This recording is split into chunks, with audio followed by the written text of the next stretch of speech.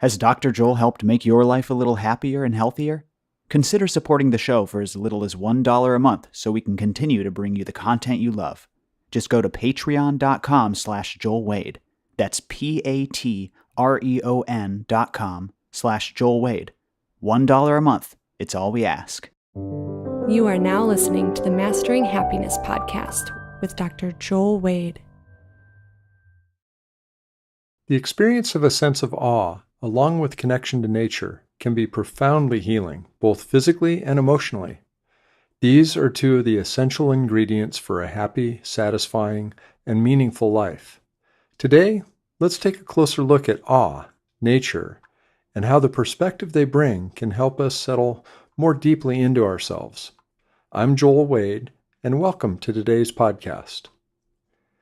After my workout this morning, I stopped at the cliffs above Capitola, overlooking the Monterey Bay. It had just rained lightly, so the air was crystal clear, and the brownish gold of the kelp beds at low tide made a vivid contrast with the blue-gray ocean. The little bit of sun that peeked through the clouds lit a meandering path across the water and through the center of the wharf. The Monterey Bay looks very tame from the shore, but it drops off quickly, reaching a depth in some places of over 2 miles, like an undersea Grand Canyon. During the right time of year, it's not unusual to see humpback whales, dolphins, and a whole host of other cetaceans pretty close in. I didn't see any on this particular day, but I know they're out there, along with the harbor seals and sea otters providing comic relief.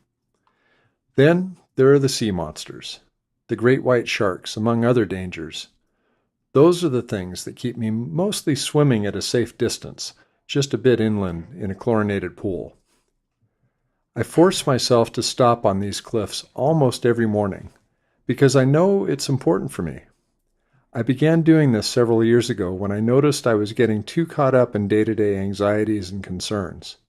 The 5 to maybe 10 minutes I spend gazing out at the protected expanse of the largest ocean on Earth gives me something I need. Something we all need. A fundamental requirement for our happiness and well-being, actually. And something that's all too easy to be oblivious to in these days of iPhones, Kindles, and 24-hour news cycles. A sense of awe. Awesome is a word that's now used promiscuously. If something's good, it's awesome. If something's enjoyable, it's awesome. If something's mildly impressive, it's awesome. But awe is not such a mundane experience. Webster's dictionary defines awe as an emotion variously combining dread, veneration, and wonder that is inspired by authority or by the sacred or sublime. When we throw around a word like awe so frivolously, when everything's awesome, then what word do we use to express the true intensity of awe? Totally awesome. No, that's not it. I don't have a good answer, but I hope my point is clear. There's a deep need in the human soul for an emotion variously combining dread, veneration, and wonder. For now, we'll keep the word that bears that meaning. What is it about awe that's so important? In my example above, there are actually 2 ingredients: the sense of awe inspired by the vast wildness of the mighty Pacific Ocean and its near primordial inhabitants, and a more simple connection with nature. Let's look at nature first. Studies have shown that time in nature can improve our cognitive functioning and overall well-being.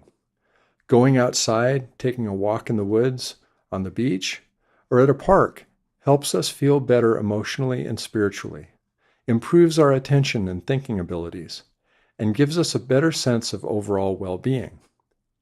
This is especially important for kids, particularly these days when it's possible to spend all day staring into some sort of an electric box with a screen and miss the glorious multitude of experience available just outside. According to Michigan State University researcher Karen Van Wieren, nature offers a diverse display of colors, sights, and sounds, uncertainty, multisensory qualities, and above all, aliveness. Nature is usually in a state of flux, which fosters problem-solving opportunities that build self-confidence. If you've ever had a biology class where you had to dissect some poor former creature, you probably had the experience of seeing that the actual critter rarely fits the diagram in the book very precisely. Nature is full of ebbs and flows, expansions and contractions, dormancy and flourishing.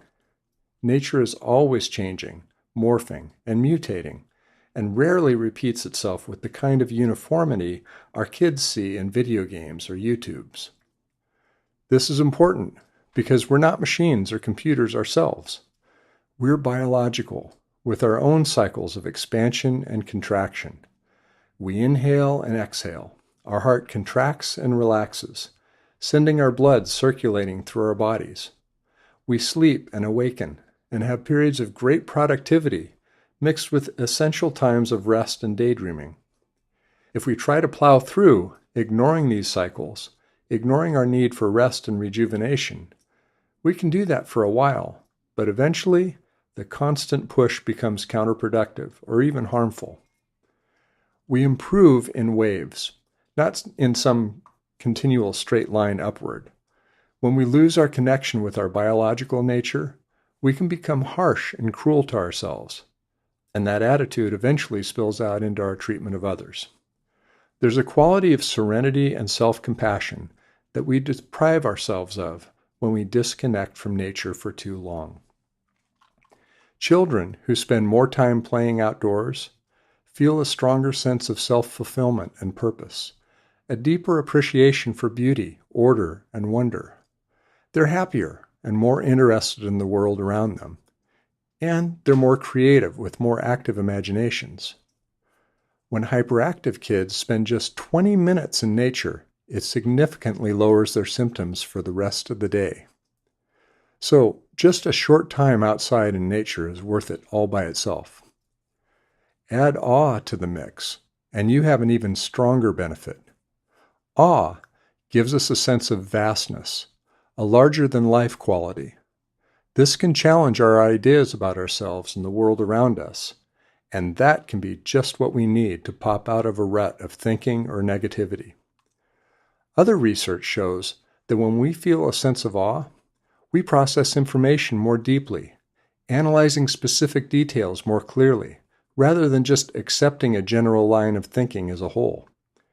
This can mean the difference between agreeing with something because you feel that you like it, and agreeing or disagreeing with something because you understand it. When we feel awe, our sense of time expands, so we feel more at ease about whatever time we have available. We feel that we have more time, and that can give us room to rest an anxious and overstressed mind. It also moves our focus from inward concerns to a more outward awareness of connectedness with nature, with eternity, with God. One of the essential principles I've learned over nearly 40 years of working with people as a psychotherapist and life coach is that to change anything, we first need to have perspective. We have to have a larger context than the problems we're wrestling with in order to have any chance of seeing possible solutions for them. When we're stuck in an argument with someone, the chances are we're only seeing our own perspective, not the other person's, and not the perspective of someone else outside of the very small world of our argument either. That's why a third party can be helpful in those situations, because they can help us see different points of view and bring understanding to the misunderstanding that's likely at the heart of the argument. When we're stuck in a mild to moderate depression, often the best thing we can do is to take some kind of action, do some kind of physical exercise, and get completely outside of the negative thoughts we've been orbiting around within our own minds. If we're in a panic, shifting our focus to slowing and deepening our breathing down into our diaphragms can also give us a stronger physical presence within ourselves and a calmer, more effective view from which to problem solve. Archimedes famously said, "Give me a lever and a place to stand, and I can move the world." The place to stand, of course, is the tricky part and the essential part. Finding a place to stand outside of our problems or habits can allow us to see those problems and habits more clearly, to see that we're separate from those problems and habits, and can therefore move them. As long as our perspective is completely within our problems or habits, those problems or habits will be blind spots, inaccessible for us to change them. This is a big reason why a sense of awe is so very important for our well-being. When we experience something that's larger than life, the chances are we're also having at least a glimpse of what it's like to be larger than our problems or habits as well. It can connect us with our deeper self, our essential self, and that's where we can find our best self. Shifting our attention to the bigger picture all around us is a huge ingredient in countering depression. Depression, particularly mild to moderate depression, is often a result of a sense of helplessness, rumination, and self-absorption. Turning our gaze outward with a sense of connection with something larger than ourselves is like a self-generated antidepressant, without the side effects of medication. Awe can also serve to bring out more kindness and conscientiousness. We feel less impatient, more willing to help others when we see they need us. There's also evidence that the experience of awe reduces inflammation. It actually lowers the level of cytokines in our bodies. These proteins help us to fight infection and injury in the short term, but when they stay too long at the party, they can do us long-term harm, as a major contributor to both cardiovascular disease and depression, among other troubles. Our gadgets can help us do some pretty incredible things. You're likely listening to this through your phone or computer. I'm writing this on a portable laptop, recording it on a home recording setup, and sending it out through the internet from the comfort of my own home office. I really like that I can do this. And there are plenty of practical things we have to get done every day. But if we let ourselves get too lost in these details for too long a stretch, we can deprive ourselves of the richness of life around us, missing the forest for the trees of checklists, emails, and distractions of life. I don't experience awe every time I stop at those cliffs. Frankly, some days I have too much on my mind, and I'm too impatient to allow myself to settle into the wonders right in front of me. But making it a habit at least gives me a glimpse, even when I'm fighting it. And there are days like today when it really hits me. This week, see if you can find a little time to go outside, seek out some natural beauty you can gaze at, and settle into the richness of life all around you. Where I live, I get to look at the ocean, but from anywhere on Earth, every night there's the expanse of the universe to be seen overhead. And somewhere nearby, there's a forest or a lake or even just a park with some trees, birds, and squirrels. And that may be enough of a connection with nature and a glimpse of awe to change your life for the better, if you'll take the time to let it in.